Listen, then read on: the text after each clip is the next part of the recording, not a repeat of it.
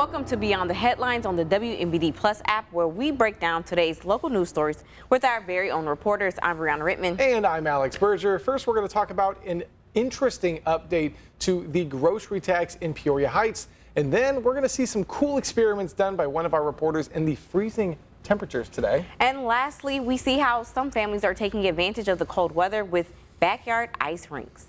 Our first local story of the day, in a whiplash of events, a trustee on the Peoria Heights board has published an open letter to Mayor Matt Wigington asking for him to reopen a vote on the village's grocery tax. Alice is in the hot seat now to go over what it all means. So catch us up to speed, because it was a whiplash of events. Yes, it was. Yes, it was. So Illinois Governor J.B. Pritzker obviously eliminated the grocery tax starting on January 1st. So it was a statewide.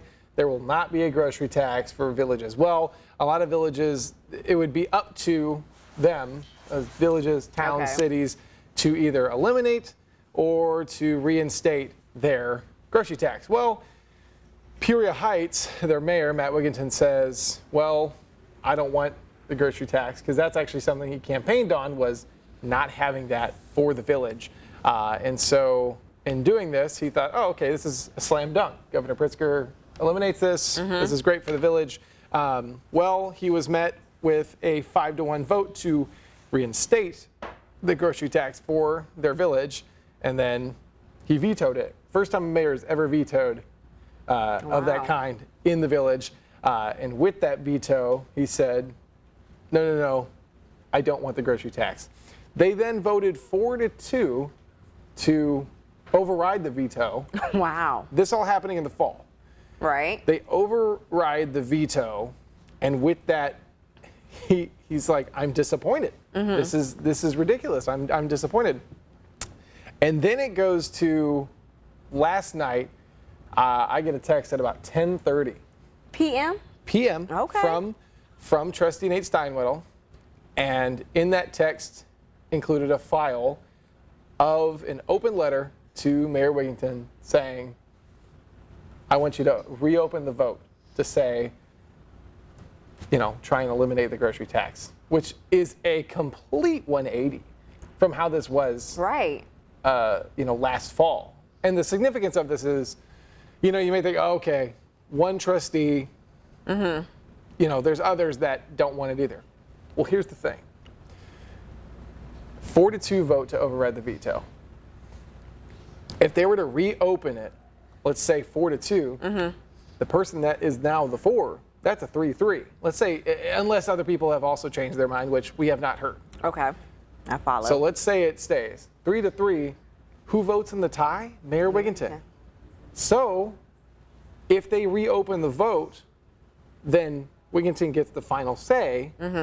Pending a 3-3 vote, Wigington would then be able to say, we don't have a grocery tax. Now, here's the thing, though. He does have some reservations, because the February 5th opening of early voting for the March 17th general primary election is coming up. Well, their next meeting is February 3rd.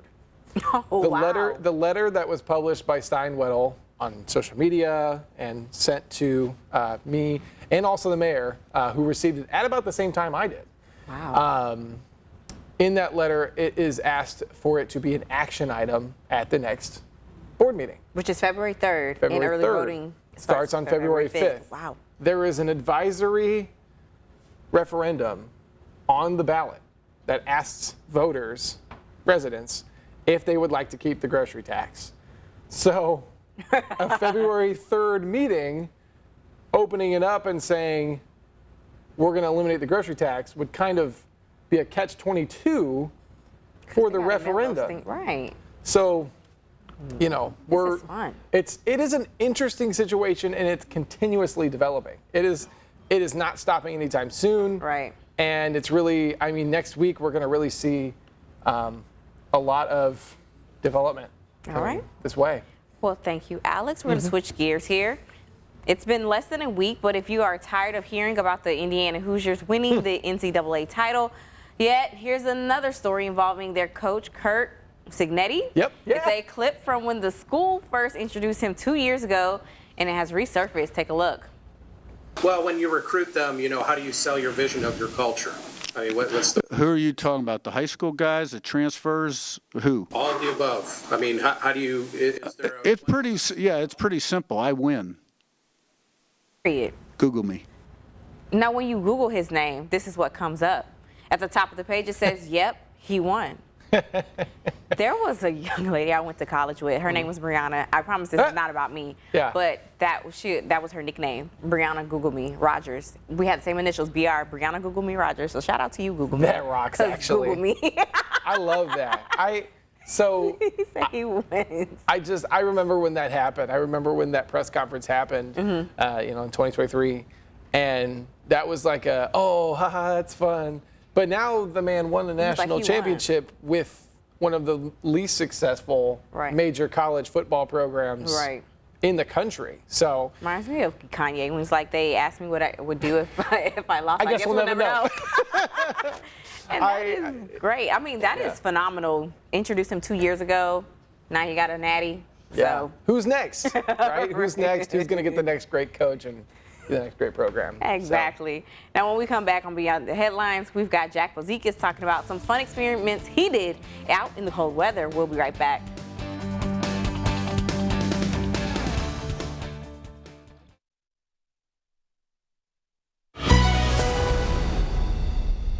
Welcome back to Beyond the Headlines, our next local story of the day. While the temperatures are not making most of us very happy, we wanted to have a little fun in the cold. That's right. WMED's Jack Bozikas joins us now. So, Jack, what'd you do today?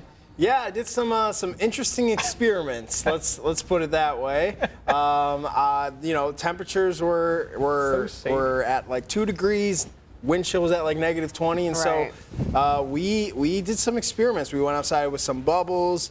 We went outside with a frozen, or we put a banana outside. But I think Wow.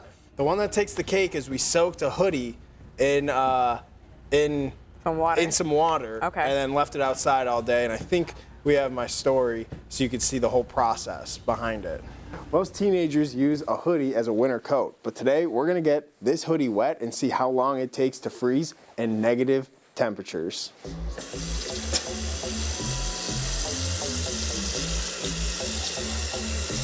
Let's take her outside and see what happens. We're gonna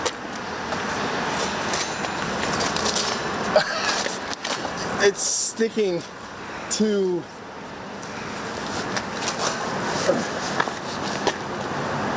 it's quite literally sticking to the pole because of how cold it is out here. I think the best bet is to just lay it on the ground.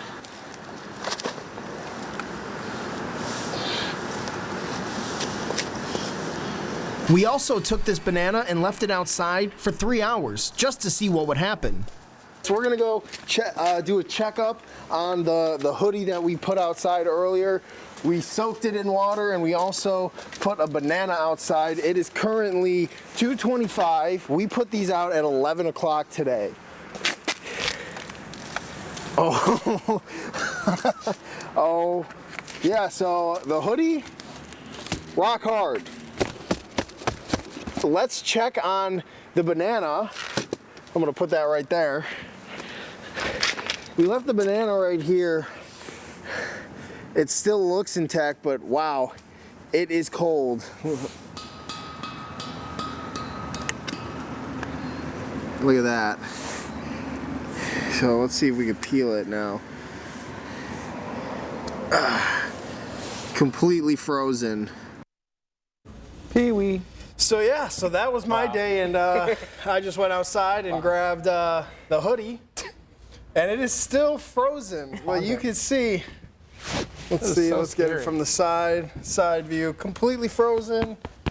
Hear that? That's nuts. It is still rock hard. It's Wow. starting. It's thankfully being in here. It's starting to thaw a little bit, but 5 minutes ago it was. Like you can see, it's starting to bend a little bit. It was rock hard 5 minutes ago. And that tells you why you should have more than just a hoodie on. Absolutely. Dress warm. You don't want to go out in a hoodie. See how No, quickly right you now. froze and how long it's taking you to unfreeze. Yeah. Like, Yeah.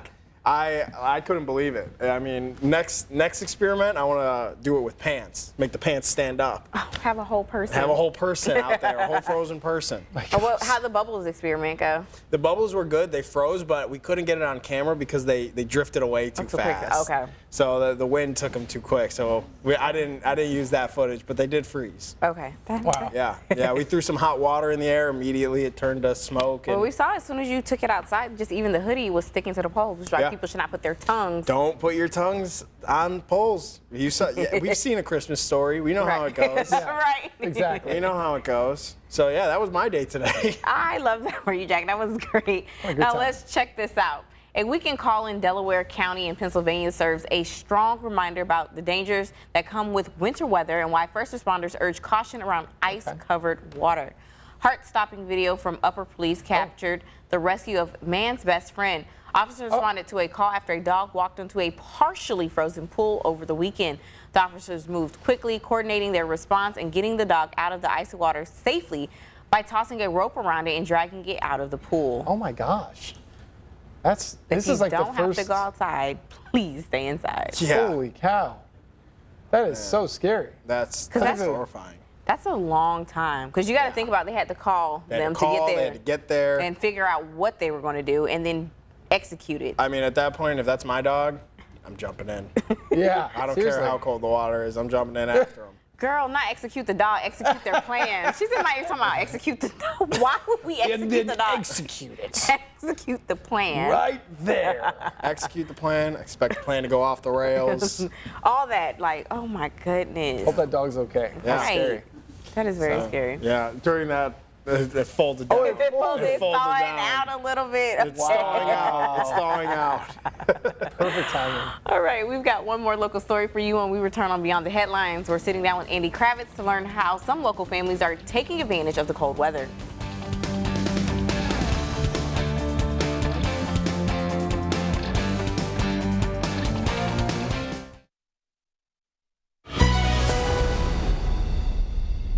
Welcome back. Our final story of the day. While many are attempting to stay out of the cold, some are embracing it. Our digital reporter Andy Kravitz joins us now to show us some backyard ice rinks. So, where are these rinks? Well, they are in a person's wait for it, backyard. I mean, that's why they're called a backyard rink. What people can Sarah put that question there.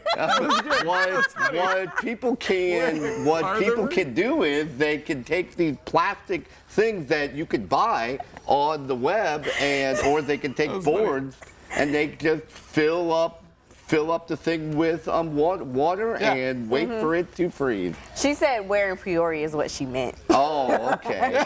We were all Okay. They can be wherever. There are some in Canton. There are some in Washington. There are some on the north side of town. They are all over the place. How long do these rinks last? These rinks, well, it really depends upon how cold it is. Yeah. Right. If it warms up, it's going to melt, and if it stays cold, it's not. But what's actually cool about this, if it warms up to about 35, it can actually, which is above freezing, it can actually make the rinks a bit better because it'll kind of melt the top layer, and you can smooth the rink out and you can make it a bit better. But it's a lot of fun. I mean, there's a lot of kids out there who play youth hockey. There's a lot of kids out there who are figure skaters. And honestly, it's just good, clean fun. It's cold, of course, but you have to take care and you got to wear hat and gloves and all that stuff. You mentioned, that it was good, clean fun. What did you get to do? Because you took somebody with you as well. I took one of the reporters here, Thomas Garcia, who also used to play hockey. And he and I went over to a few rinks. We shot a few pucks. We had a good time, and most importantly, we did not fall. And you did not fall, and you did not get hurt. Now, these rinks are kind of unique. How are they made? How are they made? Well, what you can do is these rinks that we just saw, they are from a kit. So you order the parts. It's like a plastic part, and they go together, sort of like a Lego puzzle kind of a thing. And then you put a plastic liner on the bottom that's white, so it will reflect the sun. You fill it up with water, and you wait for it to freeze. That's awesome. We went to 2 rinks. One of them was a man named Olsen, Joey Olsen, and hockey fans will know that name because it's very famous in this town. His grandfather helped founded one of the teams that preceded the Rivermen. Oh, So wow. big hockey names, and it was a ton of fun. Yeah. I mean, it's a great way to spend a work day.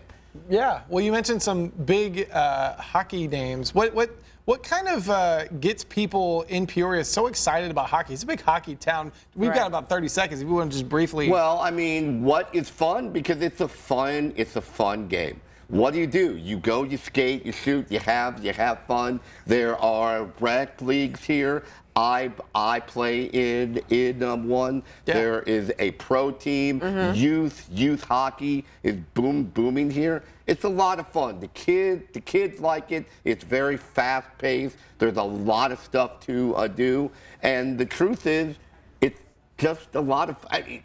It's fun. It costs a bunch of money, which is not fun as a parent who happens to have 2 kids in hockey.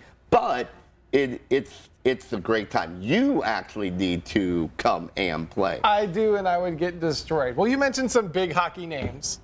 How about some big entertainment names? Tupac, Elvis, and most recently Suzanne Summers could be the next big name to be immortalized with a holographic avatar with Punxsutawney Phil. The groundhog. Yeah, in a letter Really? PETA sent today to the Punxsutawney Groundhog Club's president, PETA offers to provide a massive state-of-the-art 3D projection of a groundhog, complete with vocal weather predictions to light up the stage at Gobbler's Knob each year. If he agrees to finally let Phil and his family retire to a reputable sanctuary, PETA notes that when given the chance, naturally shy groundhogs avoid humans and enjoy burrowing, exploring, and hibernating, all of which are impossible in the small enclosure Phil is kept in year-round. Groundhogs are my favorite animal. Really? Those are my favorite Okay, animal. woodchucks. Really? And with that, let them be, please. Can we just keep with the Punxsutawney Phil tradition? It's fun. It's whimsical. They knock on the door, they open the door, they lift Gertie or Punxsutawney Phil to the sky. Gertie is here. Right. People around here know who Gertie is, but they knock on the door, they set him on a little platform, and they say, "All right, what do you got?" And they go, "You made a choice," and they lift him to the sky and say, "You're gonna have." They don't do that to Gertie. They don't do that to They Gertie. leave Gertie in her box with her blanket because they love her. That's exactly right. She's a tired old gal. So, do you like Groundhog Day, Andy? I'm a big fan of it. I have covered it many times, and it is dark, it's cold, and they bring Gertie out, or they leave Gertie in the box. I have actually seen both. Yeah. And honestly, Gertie doesn't look too happy with the whole thing. Gertie kind of wants to go back to bed. Yeah. Do you like Groundhog Day, Brianna? Yeah, it's cool. Yeah. It's good. Because it's going to be It's cool. 6 weeks regardless. Exactly. 6 weeks regardless. That's all we Well, got. thank you for joining us for today's Beyond the Headlines. You can find all these stories and more over on our website, ciproud.com. Thanks, Andy. For breaking news and weather updates 24/7, log on to ciproud.com and download the free CI Proud to Go mobile app.